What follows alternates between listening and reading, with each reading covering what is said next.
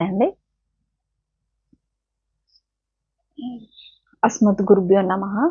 శ్రీమాత్రే నమః. ఈరోజు మనము శని భగవాను గురించి చెప్పుకుందాము.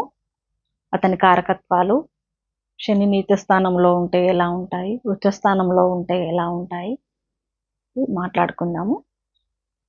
శని ప్రస్తుతానికి ఈ 2026లో శని ఎవరెవరికి ఏ విధంగా ఉన్నారంటే, ధనుసు రాశికి అర్ధాష్టమ శని నడుస్తుంది, సింహరాశికి అష్టమ శని నడుస్తుంది, కుంభరాశికి 7.5 శని వస్తుంది, మేషరాశికేమో స్టార్టింగ్లోనే ఉంది. ఇప్పుడు అంటే 7.5 సంవత్సరాల శని స్టార్ట్ అయింది మేషరాశికి.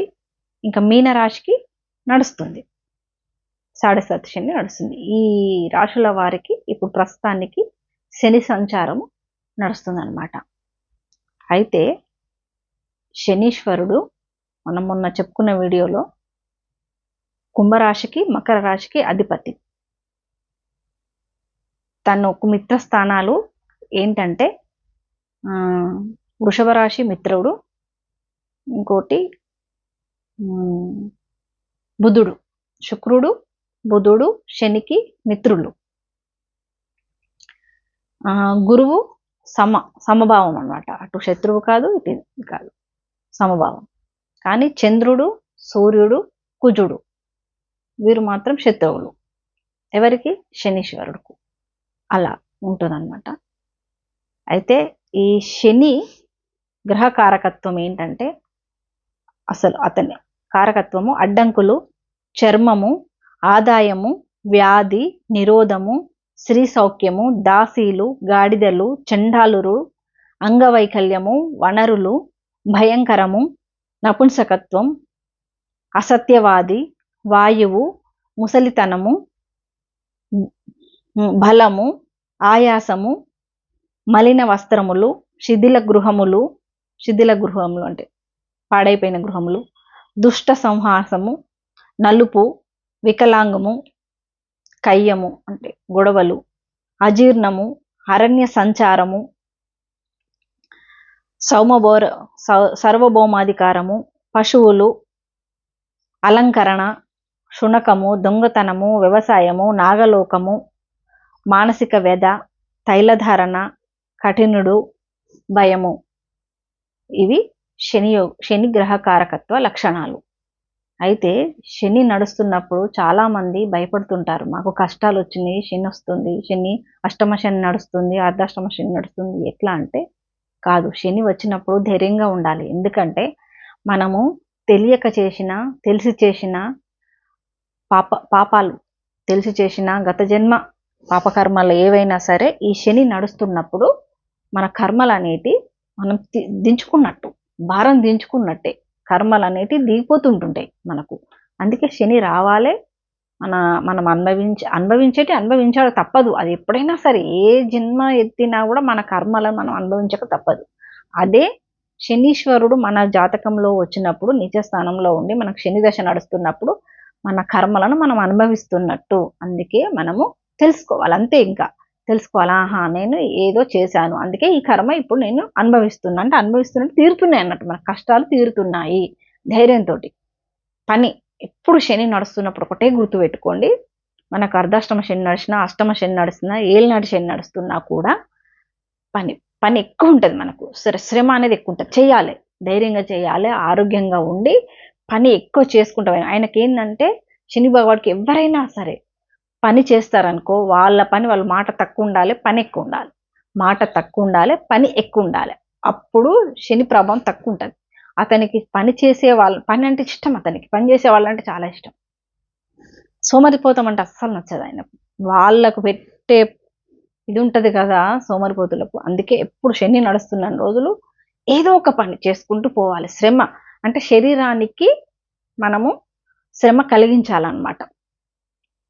అప్పుడే ఆ శని ప్రభావం అనేది ఇదైతుంది.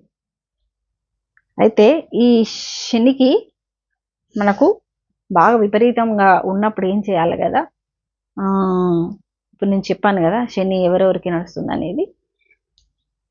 వాళ్ళు ఈ మన ఏలినాటి శని నడుస్తున్న వాళ్ళైనా, గోచార అర్ధాష్టమ శని నడుస్తున్న వాళ్ళైనా, ఏలినాటి శని దశ కూడా నడుస్తుంటుంది. మనకి ఏలినాటి దశ వస్తుంది, శని మహర్దశ నడుస్తుంది అంటారు. ఆ దశ నడుస్తున్నా కూడా ఇనుముకు సంబంధించిన వ్యాపారాల్లో కలిసి రానట్లయితే, వాళ్ళు వ్యాపారంలో ఏ ఊహించిన అడ్డంకులు వస్తున్నట్లయినా, శని క్రూర దృష్టితో లోనికి గురైనప్పుడు, ఇంకొకటి ఎవరైనా జాతకము వాళ్ళది మకర కుంభరాశిలో ఉన్నట్లయితే, ఫ్యాక్టరీలు, ఉక్కు సంబంధించిన పరిశ్రమ, ప్రయాణపు బొగ్గు, నూనె, మందులు, పెట్రోలు, కోర్టు, మత్తు పదార్థాలు, లారీ, బస్సు, జీపు వ్యాపారములకు సంబంధించిన వారైనా, మీ వ్యాపారంలో అసలు లాభాలు రాకపోయినా, తరచుగా యాక్సిడెంట్లు అయినా, శని జాతక చక్రంలో శని నీచ స్థితిలో ఉన్నట్లయినా, ఎప్పుడు కాళ్ళకు దెబ్బలు తగులుతూ ఉంటాయి చాలా మందికి. అట్లాంటి వారైనా కూడా ఇవన్నిటికీ ఫలితాలు ఏంటంటే, చాలా ఫలితాలు ఉన్నాయి శనికి చేయాలంటే. అంటే మీకు దగ్గరలో ఉన్న ఏ ఆంజనేయ స్వామి టెంపుల్ కానీ, శివాలయం టెంపుల్ కానీ వెళ్ళి పరిహారాలు చేయించుకోవాలి. ప్రతిరోజు మధ్యాహ్నము కాకులకు బెల్లంతో కలిపిన నల్ల నువ్వులు పెట్టవచ్చును. ఒక స్టీల్ పాత్రలో నల్ల నువ్వులు, ఉప్పు, మేకు, నల్ల దారము ఉండ, నువ్వుల నూనె, నల్ల బొగ్గు, నల్లని వస్త్రములు దానము చేయవచ్చును పూజారికి. శని గ్రహం జపం చేయించిన దానం బ్రాహ్మడితో చాలా మంచిది. జాతి నీలము అని ఉంటుంది ఉంగరము, అది ఎడమ చేతి మధ్యన వేలుకు వెండితో చేయించి శనివారం ఉదయం 6 గంటలకు ధరించుకోవాలి. కేజుంబావు నల్ల నువ్వులు పూజారికి దానం చేయగలరు. నవగ్రహాలలో శని విగ్రహానికి నువ్వుల నూనెతో తైలాభిషేకం చేసి స్టీలు ప్రమిదలో 19 నల్లవత్తులతో దీపారాధన చేసి నలుపు వస్త్రమును దానం చేయవలెను. చాలా ఉన్నాయి శనికి పరిహారాలు. 40 రోజులు నవగ్రహ ప్రదక్షిణ చేసి చివరి రోజున శని పూజకు తైలాభిషేకం చేసి స్తోత్ర పారాయణం చేయవలెను. నీలమేఘ వర్ణ పుష్పములు, శంకు పుష్పములు అంటారు, నీలమేఘ పుష్పములు శనికి పెట్టవచ్చును.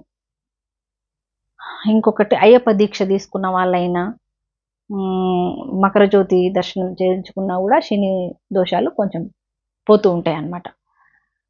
గాయత్రి శ్లోకం చదువుకోవాలి శనివారం రోజు. ఇంకా చాలా ఉన్నాయి. షిరిడి పుణ్యస్థలం దగ్గర శని సింగాపూర్ అటు వెళ్ళినప్పుడు దర్శించుకొని తైలాభిషేకం చేసిన చాలా మంచిది అక్కడ. ఇంకా శని పంచాక్షరి మంత్రంను జపించుట, అభిషేకం కానీ చేయించటం చాలా మంచిది. శనివారము నూనె వస్తువులను కొనరాదు. నల్ల ఆవులకు, నల్ల కుక్కలకు ఆహారం పెట్టినచో చాలా మంచిది. శని త్రయోదశి రోజు శనికి తైలాభిషేకం చేయించితే చాలా మంచిది. ప్రతి శనివారము ఒంటికి నువ్వుల నూనె, అది ఆరోగ్యరీత్యా మంచిదే.